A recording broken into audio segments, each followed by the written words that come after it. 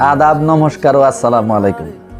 আসেন এই ভিডিওটা আগে দেখি, তারপর কিছু কথা বলি।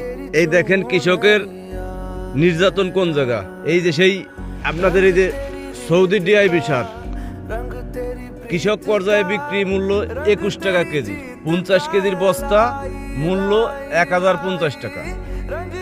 আর এই বস্তা আমি কালকে কিনে নিয়ে আসলাম 1550, 1700 টাকা বন্ধ হয়েছিল, একটু দাম কমছে, কিনলাম হলো 1550 টাকা করে।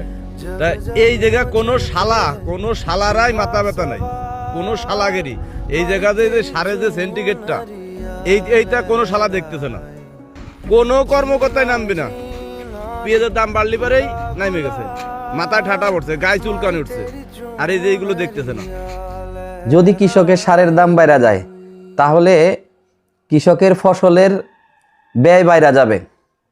তো যখন কৃষকের ফসলের ব্যয় বাইরা যাবে, তখন সাধারণ মানুষ খুব কম দামে শাকসবজি কিংবা আলু পেঁয়াজ এগুলা পাবে না।